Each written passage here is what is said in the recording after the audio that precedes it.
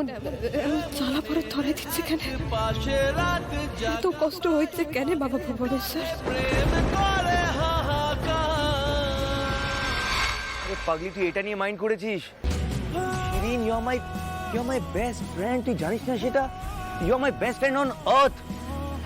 আর তোকে আমি কেন দূরে সরিয়েছি তুই সেটা বুঝতে পারিসনি? না, পারিনি। Because you were intoxicated. সজ্ঞানে ছিলি না তুই। আর ওই মোমেন্টে আমি তোর কাছে আসতে চাইনি শিরিন। তোর কোনো দুর্বল মোমেন্টের সুযোগ আমি নিতে চাই না। এই যে তুই আমার কাছে আসতে চেয়েছিলি, সেটা তুই নিজে চাইছিস, সজ্ঞানে চাইছিস, না কোনো নেশা তোকে চাইয়ে দিচ্ছে, সেটা তো বুঝতে হবে, সেটা তো ক্লিয়ার হতে হবে আমার কাছে। আর তোর ডাকে যদি আমি সাড়া দিয়ে দিতাম এন্ড পরে তুই যদি সেটা রিপেন্ট করতিস, তখন কি জবাব দিতাম আমি নিজেকে?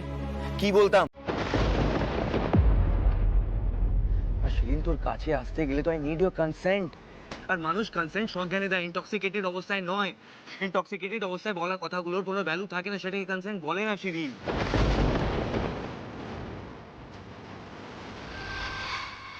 আবার যদি কোনো সিচুয়েশন আসে যেখানে আমরা দুজনই সজ্ঞানে আছি আর একে অপরের কাছে আসতে চাইছি, তখন দেখি সে কি আমি তোকে দূরে সরিয়ে দিচ্ছি না, কাছে টানছি।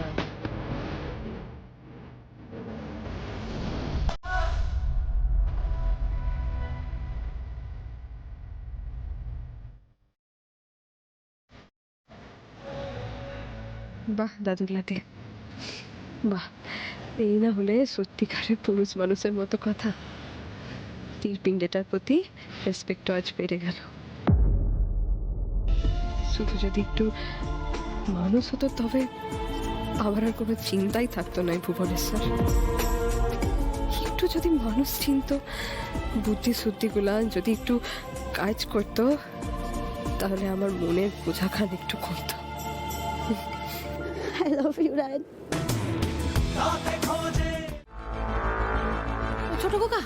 ছোট কোকা দেখ না বাবা, মেয়েটাকে যদি ফিরিয়ে আনতে পারিস একবার দেখ না বাবা। ঠিক আছে আমি দেখছি মা।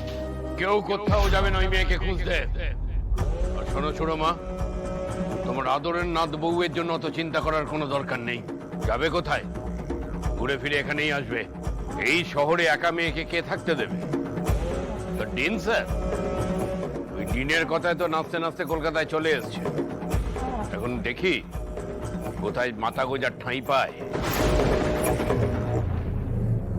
তোমরা দেখে নিও, ঠিক এখানেই আসবে আশ্রয়ের খোঁজে। ওর একবার আসুক, তারপর আমি দেখছি। বুঝুক এই শহরে আমার আশ্রয় ছাড়া ওর অন্য কোনো গতি নেই। আর একটা কথা শুনে রাখো, তার আগে ওই মেয়েকে কেউ একটাও ফোন করবে না, তাকে ফিরিয়ে আনতে কেউ যাবে না। এই কথাটা যেন মাথায় থাকে সবার।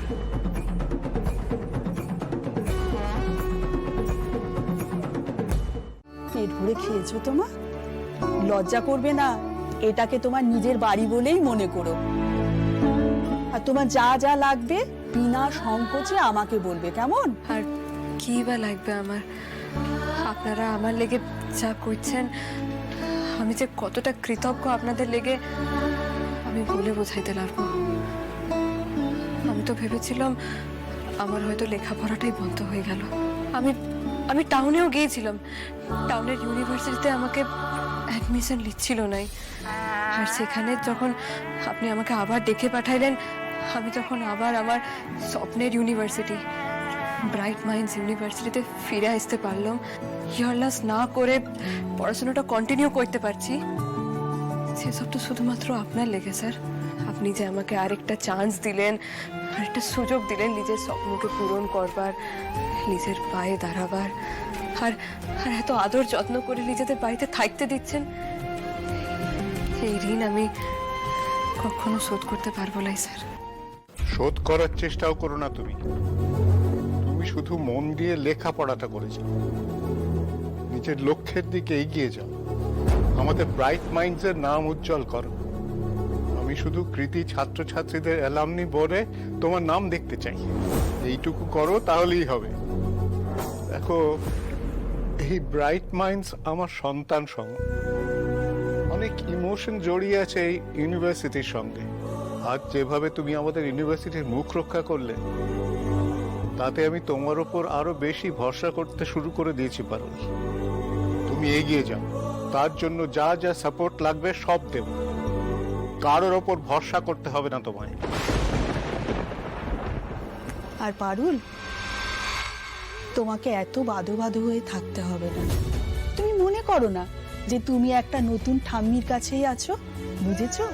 তোমার যা যা লাগবে তুমি আমাকে বলবে, আর তা না হলে সরস্বতীকে বলো, ও তোমার সব কিছু ব্যবস্থা করে দেবে, কেমন?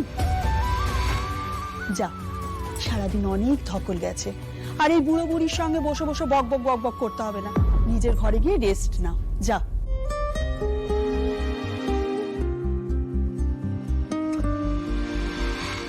কি মায়া গো মেয়েটার মধ্যে, বড়দের কত সম্মান করে। আমার তো মেয়েটাকে খুব ভালো লেগেছে। তাহলেই ভাবো, ওর মতো মেয়েকেও আশু ধরে রাখতে পারলো না। আসলে সম্পর্ক কিভাবে ধরে রাখতে হয় ওই স্বার্থপর লোকটা জানেই না। স্যার, হ্যাঁ এসো। একজন ভদ্রলোক দেখা করতে এসেছেন। কে এসেছে?